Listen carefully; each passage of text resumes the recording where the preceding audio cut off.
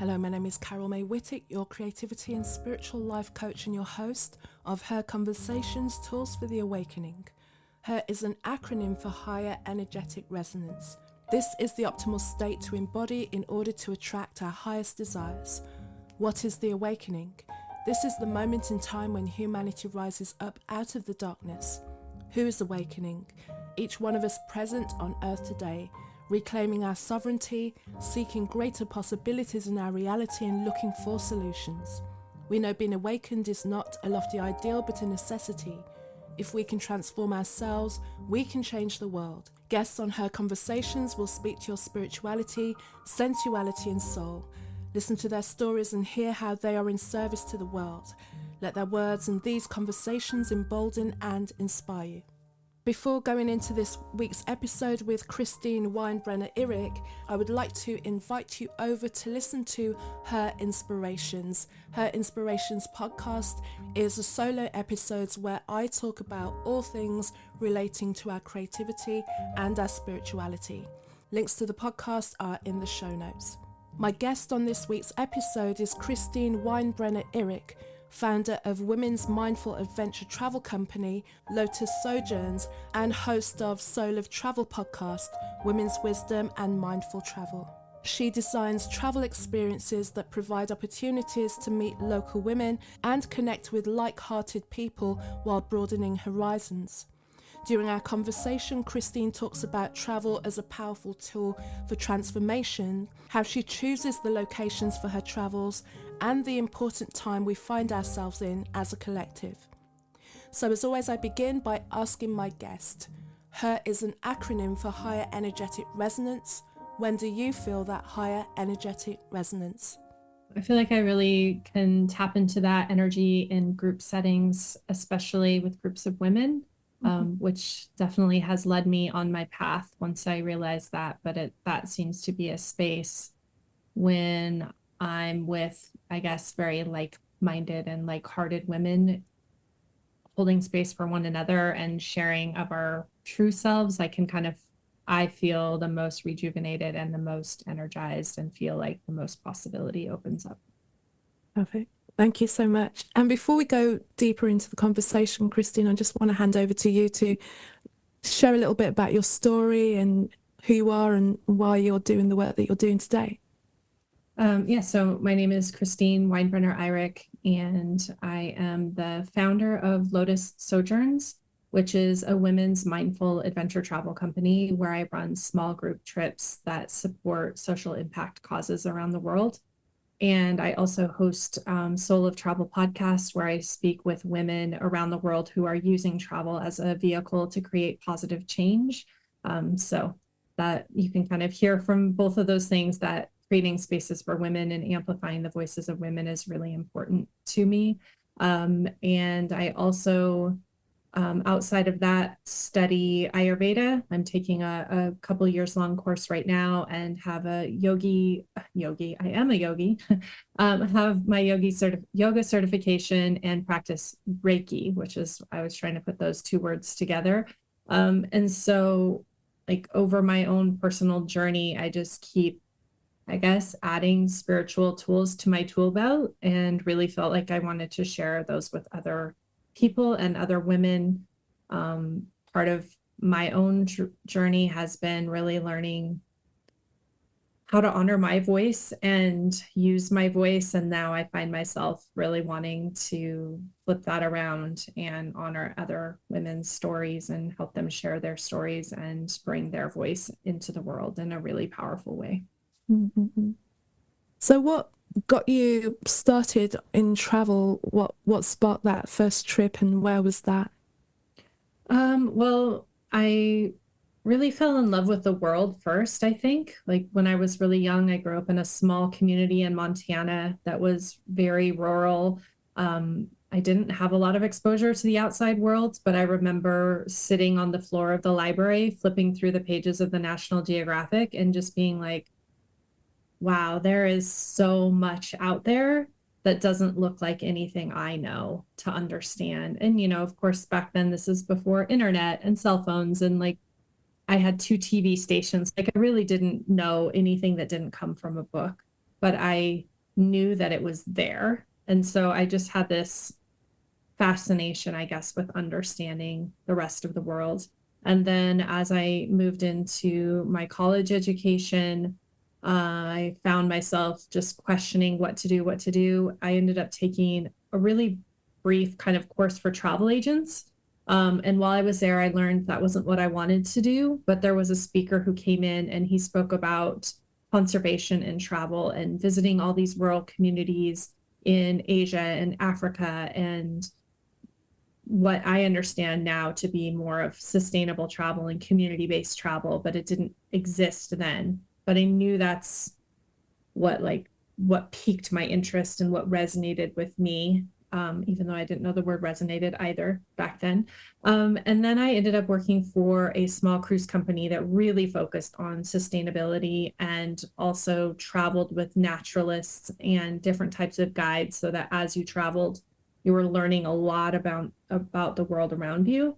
And so I like kind of just followed these breadcrumbs of the things that felt like, yes, this is how I want travel to look. And I ended up getting a degree in sociology and then a master's in sustainable destination management, and just kept kind of dialing into what I felt about travel was the most impactful. And then I took a trip to Uganda to speak at a World Tourism Through Peace conference, I think is what it was called, World Peace Through Tourism Conference. And when I was there, I ended up out in some village, miles from where we started, with a group of women sitting in circle around a fire. And I thought, oh my gosh, this is the most powerful experience I've ever had, to feel like such a sense of belonging in a place where I have no connection. And I just couldn't put that down. I'm like, whatever this is what I want to be a part of. And that's probably that moment of tapping into that power and that consciousness. There was something about both the element of like circle and of women and of connection and belonging that I thought, if I ever start my own company, this is what I want it to feel like. And when I created Lotus Sojourns, that was really the premise was how could I bring circles of women together from around the world and also create a positive impact. And yeah, that's a little bit of my journey. I love that. Thank you. It's no, even though I wasn't there at that moment, I've had moments when I've been traveling or just in a different space where different country, completely different culture, where there's a moment where you almost are just sitting with yourself, observing the moment and observing everything that is different about you implanted in this different space, because when we're used to being who we are in our own environment and in our own language, we kind of switch off a little bit.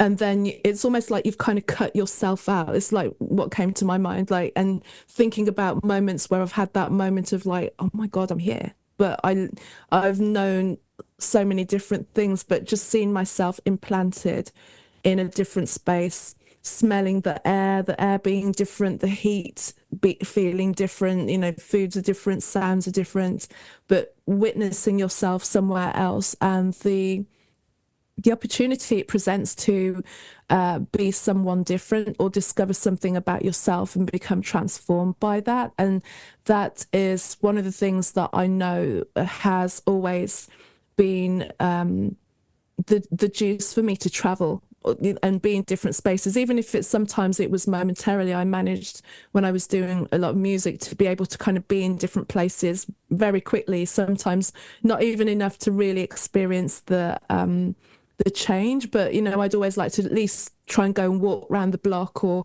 hold the currency and just get a feeling of being somewhere else in me, but being somewhere else. And that and it's and somehow not people not necessarily understanding it, because it's not just about a holiday. I think when you take those other trips, traveling for me anyway has been a way of going, I'm just going to turn up and see who I can be in this, as opposed to trying to take my stuff and do everything that I do at home in a different space on the beach, and I remember, you know, you were talking about there's so much out there, having a conversation with someone, I've probably mentioned this 100 million times on this podcast, when I'd mentioned to a family member that I wanted to travel, and they'd be like, yeah, but the world's so big, Carol. And I'd be like, yeah, but that's why I need to go. You know, it was like, there's not, and having awareness that there was just, even if I traveled somewhere different every day of my life, I'd never see everything. So there was this urgency to at least go and experience different spaces. So yeah, I just wanted to kind of match how I've had moments where it's been really, really potent, of the difference being around in a completely different environment and how transformative that can be in terms of how you see the people there, but definitely how you see yourself. I mean, what else would you say that travel has, and how you approach travel and how you invite people who travel through you to experience the trips that you create? Yeah, well, I love that you said how transformative travel is. And again, when I first started my travel company, I did all the things, I guess. I challenged all of the boxes when I wanted to create my company. And so I'm like, I want to create a travel company, but I don't want to call it a travel company. I'm like, great, that's the first obstacle. But because for me, it wasn't about going somewhere, it was about being somewhere. And so that is this very different idea of like a vacation. And for me, a sojourn, like a sojourn isn't a vacation. It's actually like an awakening and an immersion and a catalyst for growth. So you are going somewhere. So I fall into the world of travel because that's how people can understand what they're doing, right? But it's so different. And I really started saying that I had a transformational travel company before I heard other people saying that. And I would tell people, this is what I'm inviting you to do. And they would look at me like, I have no idea, but that definitely sounds super scary or uncomfortable or confusing, except for maybe like every 10th person who was like, yes, that is what I'm looking for. And like the word transformation, I think can be sticky because people feel like it has to be huge. Like I'm committing to taking this trip and coming back a different person. And for some people, for most of us, that's a lot. That's a daunting ask. And what I really realized once I would feel that resistance is that I'm not actually asking you to come back a changed person. I'm just asking you to come back with a changed perspective on who you are. Like, I think travel allows you, like you were saying, to just see yourself in such a different way, because we get so used to being in autopilot and just like going through our life, and everything is pretty normal and comfortable with the occasional, things that we get thrown at us. But like we just kind of function in all of our roles. And when you travel, it's so easy to just take all of those and set them down. And, I often say that like when I hit foreign soil with my backpack on my back, like my feet hit the ground and I breathe that different air and I'm like, there's Christine. I remember who she is. And a lot of the time we don't spend that time with ourselves. And especially I find with women, that's why I'm really drawn to creating this space for women, is that we have these roles of mother, wife, sister, PTA president, carpool matron. I don't know, like we're doing so many things outside of ourselves so often that like I even was working with a therapist once, and she's like, this month, every day or every week, maybe it was every week because it wasn't a huge ask, but she's like, I want you to do something you like, something that makes you feel joy. What is that? I was like, I have no idea. She's like, okay, write a list of things that make you feel joy and things that you like. And I was just in that moment realized I was so detached.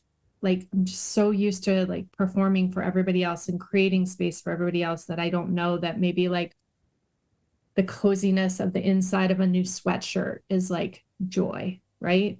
And then there's also remembering to notice that that's joyous. because maybe you throw that sweatshirt on, but you don't feel it and notice it. So for me, travel is just this place to slow down, to reconnect with who you are, to see yourself and know yourself in a different way, and then maybe invite a part of that back with you. Like, you know, how do you connect with strangers in the line at a coffee shop when you're not in your hometown? It's so different than you do when you're like hurrying and in your routine. Like, can you bring that person with you in your daily journey? So that's some of the like ideas and practices and thoughts I like to try to dig into when I'm speaking about travel, but also those moments I want to create when I'm planning travel for others. Mm. And what are you planning? Are you planning retreats or solo trips? What do you do? Yeah, so right now Lotus Sojourns does small group travel for women. It's usually 6 to 8 travelers. I've run trips in Guatemala, Peru, and Colorado and Alaska. I'm in a transition phase right now, so I'm looking at how I can create individual experiences or experiences for small groups that I'm not leading. All the trips I've done in the past, I've been leading the trips and kind of holding the space and the container for that. But a lot of the trips, places I work with such magical people. I don't know that I necessarily have to have my feet on the ground. Like, I've found the people who feel the same way I feel about travel and are local that can bring people through this experience. So I'm in the process of creating some more opportunities for people to get involved when I'm not leading the trips. So, but right as of now, the hat I wear is small group travel. And what can you say to women, especially who have never traveled outside of doing like a package or, something like that, like a family vacation, what travel can afford them, especially if they start to travel with other groups of women and, leave all the labels behind and go into that space of being in strange lands with strange people and going from there, and how to bring the courage and themselves to that, and also what to prepare for that, because oftentimes we can go into situations with a lot of preconceived ideas going into new places. And then travel is stressful. Like, if anything is going to go wrong, it's pretty much going to happen, on travel. I find there's always going to be some sort of thing that kind of doesn't necessarily go to plan. And that's a real test of who you are, like how you're supporting yourself, or all these kind of things. I know, because I've had some crazy disasters when I've traveled as well. And, but how do you prepare women? How do you kind of give them the tools? How do you tell them maybe what to kind of build up within themselves before they even come to you on day one and you're all getting on the plane and going? Yeah, so many good questions. I think the first thing, the first obstacle that is always the hardest is just for a woman to say yes to themselves to even join the experience. And I think it's so hard to give ourselves permission to have that time to ourselves. And the biggest gift is that yes. Like, every time, I think it's so hard to convey what happens in these experiences because it's so emotional and so personal, and everybody walks in and you're sitting in a circle with 8 women and everyone's having a very different experience, right? Because you all have your own baggage and whatever you had to get to that space, and your own level of discomfort about being in the space. And so everybody's growing in a different way. But at the same time, as you start to unravel that within yourself, you see it in the other people and you understand what a gift this is. And the last trip that I ran was in Alaska. We went 63 miles north of the Arctic Circle. So we were very far out off-grid at an off-grid property, and we were sitting in circle that evening in this igloo that overlooked the Brooks Range with all the snow, doing our practice. And as the women came together, like, everyone was just sobbing for the fact that they said yes and they allowed themselves to be there. Like, once they started to see what they said yes to, it's so hard to put into words, but each one of them had their own moment of realizing what courage it took to get there. Like one of the women was over 70 from Florida, had never been in snow, and she got there. And another woman had young children that she left with her husband, for the first time to say yes to herself. And, like there's all those different emotions. And then you see how much each other is there for one another to have whatever experience you're having. So it's really hard to prepare, but what I really do encourage everyone to do is set an intention. And even before I'll book them on a trip, we try to get down to why you're going, because why you're going anywhere is more important than anywhere that you go. Like you have to know why you're going. And then travel can show up for you. And this is like the vacation versus this sojourn idea. Like, yes, you can go anywhere and sit on a beach and have it be nice. And if that's what you want, that's fine. But I think a lot of times people are turning to travel for this nostalgic sense of like growth and exploration and discovery, even if it's internal or external. But if you don't know why, you can't have it. Like travel will give you everything, I think, as long as you ask. And when you set that intention, then you know what you're looking for, if this is the right experience for you, and you start to understand what you want out of the experience.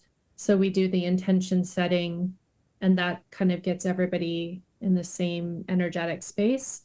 For most of my trips, we have at least 2 Zoom calls prior to traveling. So people get to know one another. They're not really landing with completely unknown faces. And to go back to that trip in Alaska, like everybody was so excited in the hotel lobby to see each other. Like we're seeing long lost friends already on day 1. Like it's something super special that I think doesn't happen for a lot of people in travel. I think a lot of people want that, but they don't think it's there for them or that it exists. And there's so many people I know creating these experiences with this level of intentionality that it's there. But it starts with that.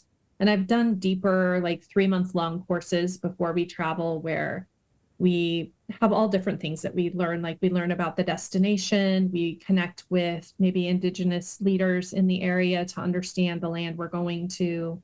I've had a physical, an adventure trainer come to like prepare us if there's a physical aspect to the trip. And then language or culture, like we bring in all these things and kind of study and prepare to go where we're going together. And in that time, we also like gel and cement that connection. So again, you arrive amongst sisters. You don't just arrive amongst strangers. And so that takes away a lot of that fear that people have that they're going to be traveling with 8 people that they don't like and it's going to be awful, or that I feel like is the resistance that people have, and it quickly dissolves. Thank you, because I'd written down a question that said manage groups, because I know how it can be sometimes when you're out of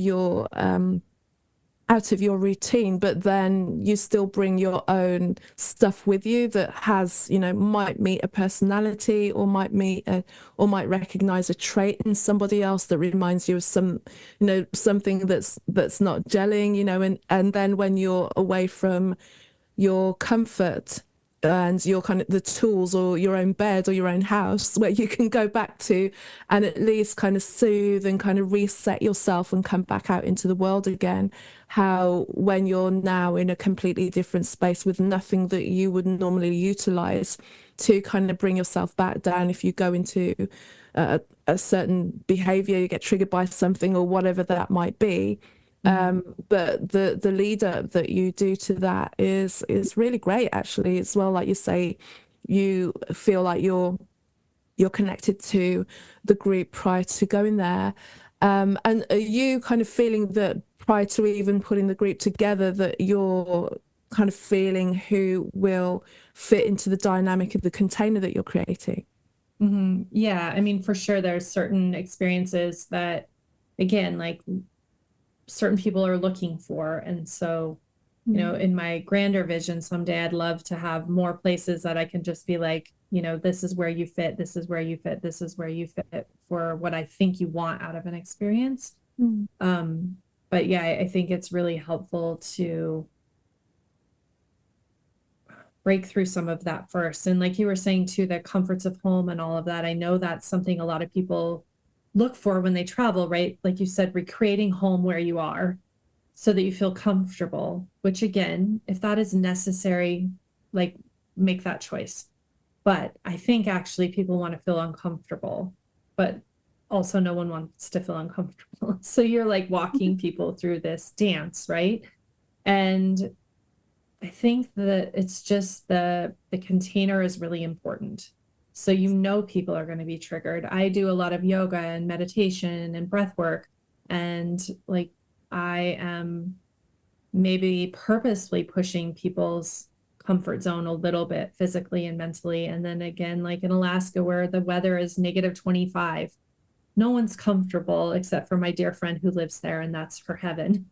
Like, you know, everyone is feeling that. And so like if you can just share and you can have the space to look at that and say, oh my gosh, this is the third time I've felt that emotion, that trigger, if you know that word in your vocabulary, what is coming up? What is that? And then the other thing is creating space in the travel experience. So again, most people are like, I'm on vacation. I have 10 days. I have to do every single thing possible in Europe because this is the time I'm here.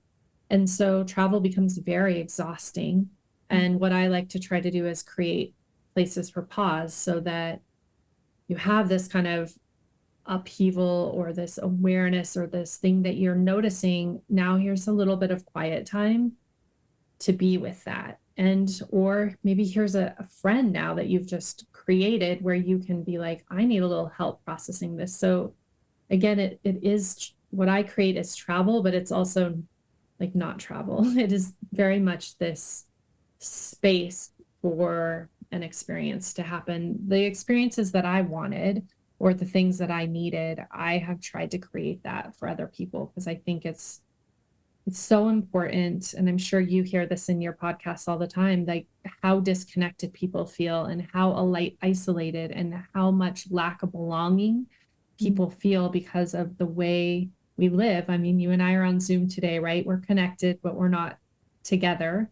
And people spend a lot of time connected, but not connected. And so I just think that really is the most important aspect of what I try to create. Gosh, what are some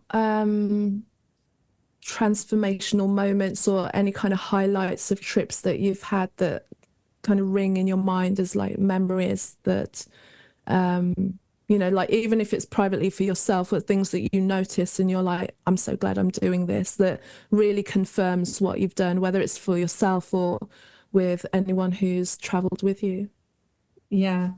I mean, I feel lucky that I've had a lot of those moments, and also because I have been present to those moments. Again, it goes back to understanding why you're traveling. And if you just are paying attention, you're probably having those moments, but you weren't noticing. But I remember, several times I love to add hiking and walking into trips because it's something most people can do, but it can be grueling. It can be a challenge, but there's an end in sight, so you have an internal conversation with yourself. And then if you're paying attention to your internal conversation with yourself, that can be really powerful. I had one in Peru. I was horseback riding partway and then hiking the rest of the way to go to this waterfall to have breakfast. So it's early in the morning, you're a little tired. We went to the middle of this village to get the horses. The saddle was completely uncomfortable. I'm super tall and the stirrups were adjusted so that my knees are like up around my shoulders, and I couldn't balance in the seat and I couldn't engage my core. And like, I just was wrestling with this moment so much, like physically, mentally, literally, metaphorically, all the wrestling was happening. And then we get off the horses and we start the hiking, and it's a little cold and a little slippery. And again, just that wrestling was just happening. And then all of a sudden, my guide was like, here's this bird. Oh my gosh, Christine, this bird. She's like, do you know people travel from all around the world just hoping to see this bird? And it just lands right in front of us. she's like, this is such a gift. She's like Mother Earth wants you to have this gift right now. And I was like, and I don't know what this bird is. It doesn't mean anything to me. And like when we hike the other direction, there's like all these birders hiking, and they're like, what do you mean you saw this bird? I've been planning this trip for 10 years. And I was like, I stole their moment. I stole their gift, or, whatever. That was my first thought. But I was like, I don't know. It was just for my moment to receive. Like, that's what this travel wanted me to have in this moment, was this beautiful, unplanned, unexpected,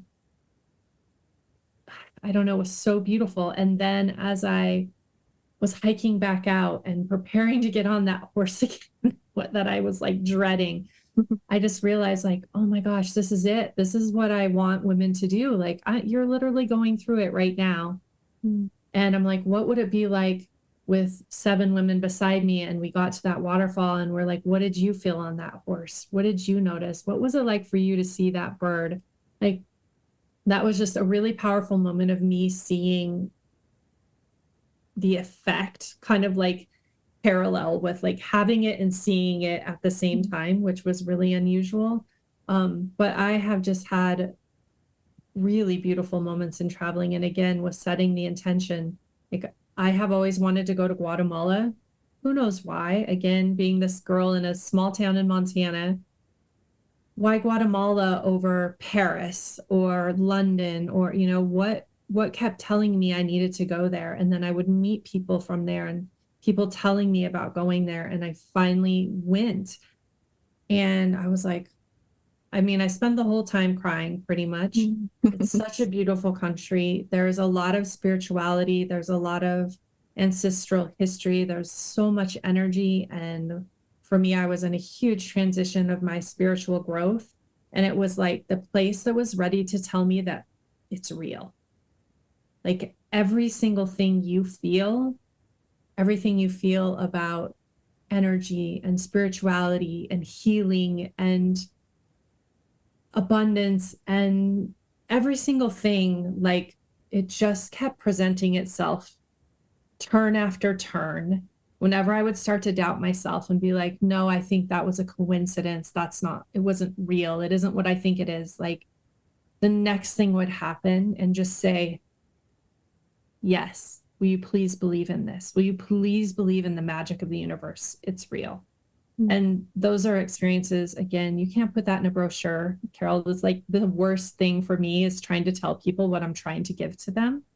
I'm like, please just say yes. That's all I want. I just want you to have this experience. It has nothing to do with me. It has nothing to do with me making money. It has nothing to do with all of the business sides of whatever this might be. I just will see people at a travel show, and then I will look at them and I can like sense their energy. And I'm like, I just wish that woman would turn around and say yes, because I know she needs this experience. I would love to give her this experience. And for me, that is those magic moments that I just believe in so deeply that I want other people to have. And I totally strayed from the question that you asked, but that's that energy and that magic that I feel that's so powerful, that kind of is the catalyst for why I keep trying to create what I'm creating. Good for you. I wanted to ask you as well, what do you look for in a place when you're like, okay, this is where the next one has got to be? What is it that you're trying to sense? Is it geographical? Is it weather? Is it energy? Is it, especially if it's somewhere that you haven't been before, like, do you go ahead of time and go and like feel the place out and sort of sense it before you create? Like, what are the criteria for yourself, or do you not necessarily have a criteria as in like a kind of like a checkbox, but you kind of go in there and go, yeah, and what gives you the green light on choosing a space to take people with you? I think, again, like, as cheesy or however, whatever word you want to say as it sounds, is like, I feel like most places choose me. Like, I just hear about it and I know that it's like an invitation. And for example, the place I went to in Peru, I knew I wanted to take people to Peru. I had gone once and I loved it so much, but I went and I did what everybody does. And I went to the Sacred Valley and I went to Machu Picchu and I loved it. But I was thinking there is so much more to this country that so many people don't see. And for me, as someone who works in sustainable travel, that's something really important. One way we easily have a positive impact is to go where other people are not going and spread the economic benefit and reduce the environmental impact. So like that's a kind of like an easy checkbox way of looking at it. But for me, like I kept hearing about this other area in Peru and everyone was like, well, nobody really goes there. So I guess maybe that's a criterion. I'm like, perfect. And then I went into my network and just started asking questions about this area and places to stay. And then I saw that a huge association I'm a part of was going to be running a fam trip in that area. And I applied, but I wasn't accepted. But then I was like, I think maybe I just meant to go there by myself. And so that's what I ended up doing. And it was kind of like a little bit of magic after a little bit of magic. And I just kept hearing about the place and I just thought that's it. And then one of the other places I've had on my radar forever is Jordan. And I haven't been there yet because I guess it's not the time because I've tried to launch the trip like 3 times and COVID happens and, all these things. And I'm like, okay, that's fine because I have started to trust the timing of things and the place. But for me, it starts with a connection. In Guatemala, I knew a women's organization where they have been bringing in women and teaching them to weave bracelets and create small businesses. And so I wanted to go and meet with all these different weaving communities, learn about the businesses, how it's impacted their lives, and take other women with me. And in Peru, I was working with a group that the trips that they create and sell supports local health programs in rural communities in Peru. So for me, it really starts with that like impact and the connection. In Alaska, it was a friend I know that built this off-grid property. And I know she's just 100% magic with yoga and spirituality and the space that she holds. So I knew anything that happened there would be good. So I met a woman from Borneo who I want to run a trip with so badly because, again, it's just like the minute we met, I was just like, yes, whatever you are about to tell me is yes, I just know. And there's another woman in Ecuador that's the same way. And so it's for me been my journey to like accepting those connections and then creating trips upon those connections. And some of them haven't happened yet, but I know that they will. But it isn't so much as like a checkbox of we would love to travel when it's 80 degrees and only rains 20% of the time. Never have I picked a place like that. It's like I met a human who made my soul happy. And I believe that we're supposed to create something together. And that's like the worst business plan probably ever, but it's the one that is a part of my journey. But it aligns with, the way that you run your business. So it is the best business plan for you more so than, the weather and kind of the ease of transport and all of those things that we might consider when we're looking for that comfort and that home away from home and having it all perfectly aligned. I was thinking actually, I kind of forgot about it. It was like within the haze of the past 5 years that I was due to go to the Azores actually in March 2020 on a retreat as a result of an earlier guest, like it's 5 years ago now, that I'd spoken to on this podcast, and she was doing something in the Azores.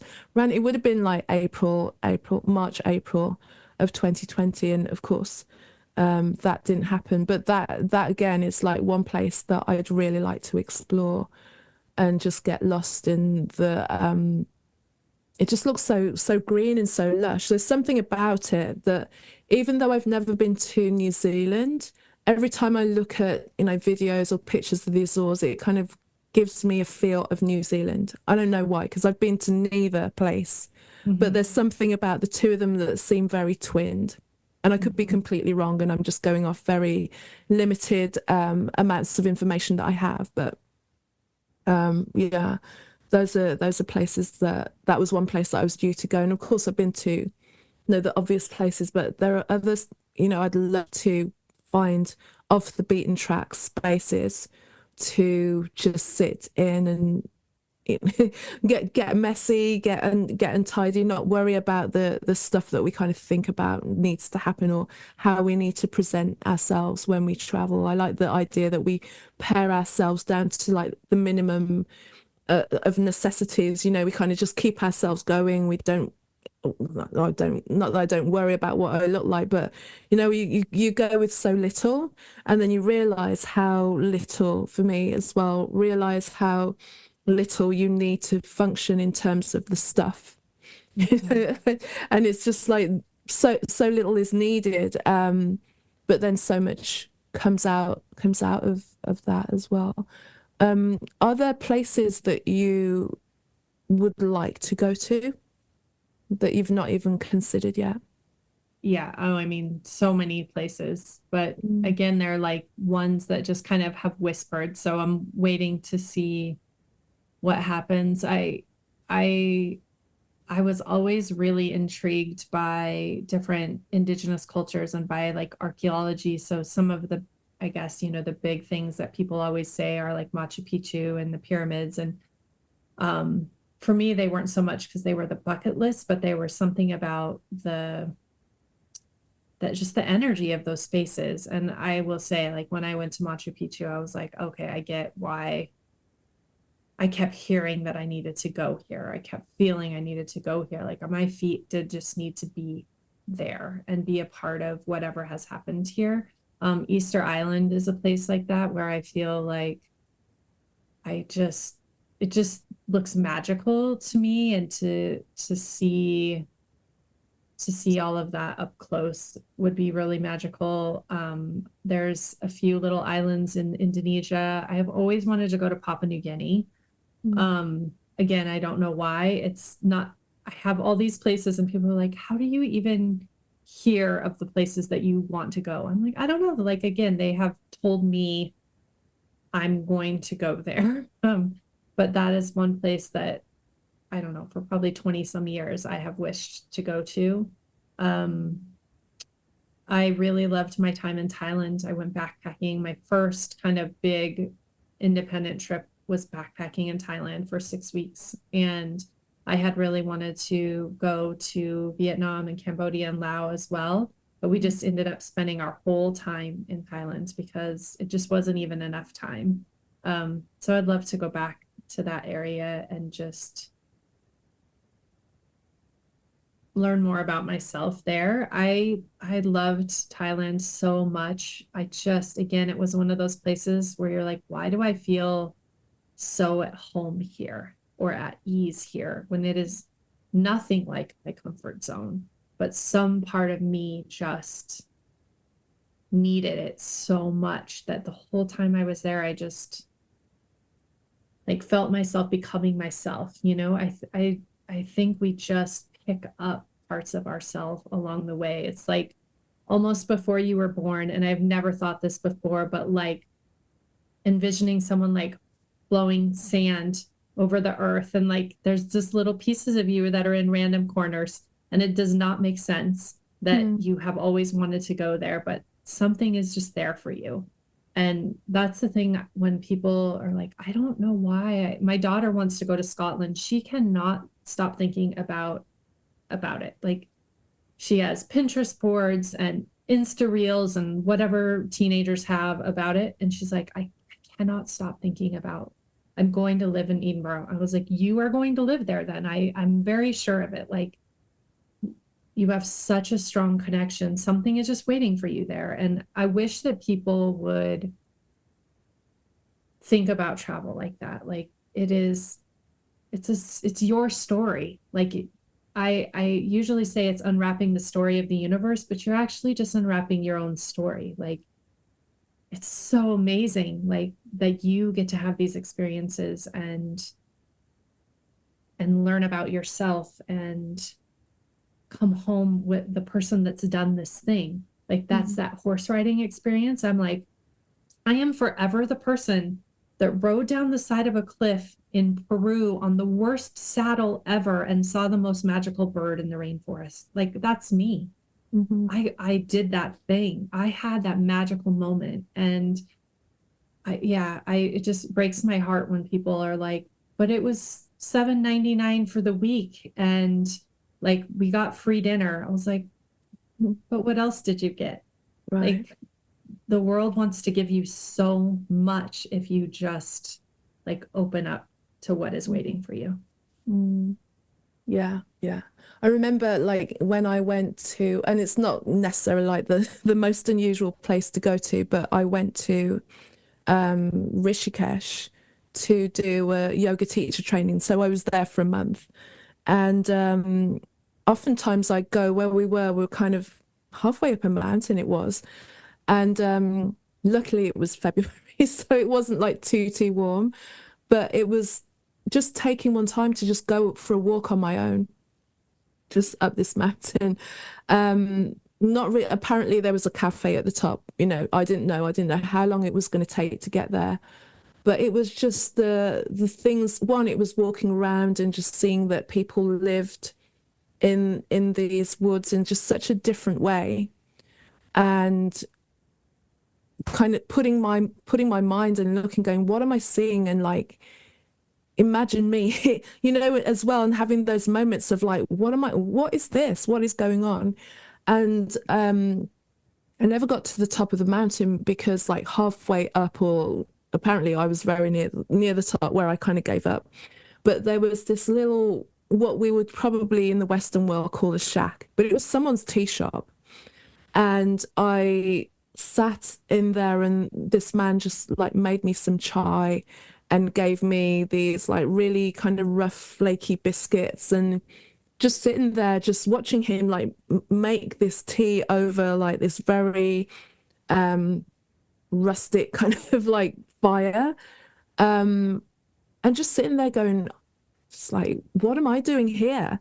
And but just taking it all in. And I ended up meeting people there that then I got invited to one thing or another, and I thought I was just in this kind of secluded place up a mountain. But then I met travelers from America who were there to see Muji. Muji was there at the time. So that in itself was like kind of a connection where even though I thought I was miles away from anyone or anything, I ended up sitting in this mountain, this tiny little tea shack, speaking about something that we both had in common. And you can't explain those moments to people, because I know that if I'm thinking about the person who wanted to know why I wanted to go so far and why also me as a Black woman wanted to go to India, it's like, we don't go there. I'm like, I'm going. I want to go there. I have to go there. I'm like curious about going there, knowing that they wouldn't appreciate that, how beautiful that moment was to me, and the fact that I can just sit and relive it and just see him kind of stirring up this chai, because I know from their point of view would be like, the whole health and safety, and we're gonna catch. I'm like, well, he's alive. What's the worst that can happen? If the body will reject it, I'll be okay.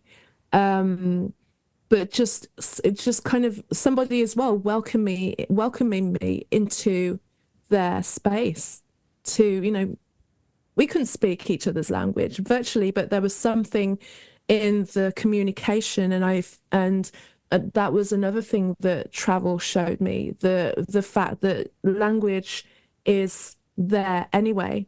You don't have to. I mean, it's respectful, of course, to not go there and expect everyone to understand English, but even if you don't speak a word of each other's language, there's a way of communicating very clearly that, we come in, sit down, have some tea, let me make you this, let me give you this, it's okay, actually I don't want any money. But I'm like, it's not a stretch to me, but to see the heart of people, without these barriers and boxes that we put up around it ourselves, just really brought something that I always remember, especially seeing how divided we are in this like Western existence and wanting things like, what box do you go into? What you're like, if you knew how little that meant, you would put it away, like there's such a burden that you carry when you're seeing someone and just putting all these filters around them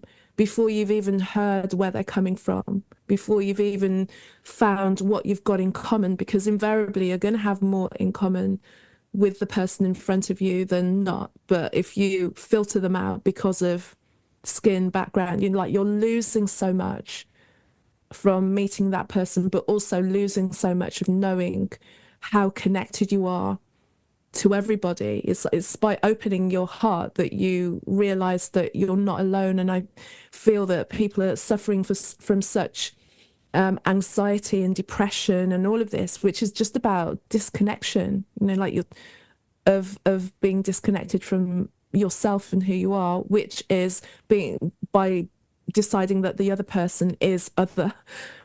By separating yourself, you create your own barrier, you create your own isolation because of these boxes that you create around yourself. And also another thing as well, I'm glad that when I've done these longer trips that I've gone on my own and not even gone with a friend or anyone that I know, because that group as well, I remember that one, I didn't have the conversations I thought I would have with the group, like people there kind of like, I want a yoga certification and everything. And I was like, yeah, the certification actually wasn't that good in terms of like, but I met people outside of that. But also I met parts of myself, and then I had real experiences that actually I forget that I have it. And I never say that I'm qualified in it because I just didn't think it was that good. But it brought so many other things to me. And also, like you say, the ability to find the confidence to speak to somebody that you don't understand the language, be a stranger in a strange land, but also have the confidence to know that you're going to be okay. Not everyone's out to steal your phone or kill you. When you go in different places, we've got such a mistrust of others. But yeah, it just brought to mind like some real beautiful moments where I'm like, okay, I need to go somewhere soon again because that's really been missing from me. Yeah, I love that so much. And I love how you were just sharing that, like that intimacy and that connection. And I think it's funny too. I don't know if you do the same thing. When I look back at moments like that, you actually, sometimes my brain thinks we were speaking English, or like it creates a story in that dialogue because you feel like you connected. You didn't feel like there was a barrier. And so like somehow that's how your brain makes it feel the way you think it feels, but you never were speaking the same language. And then also that, I think that's the other most important thing to me, is the breaking down barriers and feeling that shared human connection. Because even when I was traveling, 25, 30 years ago, granted there was divide, but it didn't feel the same way it feels right now. It was so important to just see that shared humanity, and it builds bridges. It's so cliche. It builds bridges in ways that nothing else can, because every time someone else tells you that a Black woman can't go to India, like you just have DNA that tells you that's untrue, right? Like that is you have destroyed that myth, and you can share that with others. And you have like this kinship for that area that if something happens there now, you're tied to it, right? It's a part of you. You've like picked up that grain of sand and taken it back with you. And I think that's like, for all of the things that travel doesn't do well, perhaps, or the impacts that it has that might be negative to the world, the good that it does, I think, has to outweigh that because of the connections it creates, especially when it's done in a real intentional way. And it just reminded me, if we have time, I had this moment where I was in the Middle East, and we had a guide showing us, around a mosque and just kind of like the basic doot to doot to doot. And he looked at us, and it was all women he was with. And he said, may I show you something important to me? And he showed us how he prepared to go inside and the washing that he had to do and all of these really sacred, special things to him. And then we went inside. It's probably the place I've felt the strongest emotion of spirituality of anywhere I've ever been. I don't know if it was with his like tender care and love or if it was the energy of the building. And he said, "May I read to you from the Quran?" And I just thought, who gets this experience? And he said, "I would like to read my favorite passage." And he read it. And I had never read it before. I have no idea. I have all of my American notions of what this must say. And I'm like, that's so beautiful. I was just like so incredibly moved by this thing he chose to share with us, with like 5 American women. What vulnerability that must have taken, or I don't know if what was on his side, but like I have never left that moment without that connection to his love of his place and his home and his religion, that if anyone says something like that, experience outweighs like anything that is manufactured about people from that place, like that othering that you said. It's so much harder for you to believe it if you've experienced it. And if you've experienced it in multiple places with multiple people of different identities, your brain starts to realize that like there's a story being told that might not be true. And I think, again, that's where travel is so powerful, because we can start to humanize the rest of the world and we can see that connection in a way that is impossible to understand in any other way. And we deeply love one another. And if it's one person, it's just this one man, I don't even know his name, but forever, you can't tell me a story without me like checking it up against that experience first.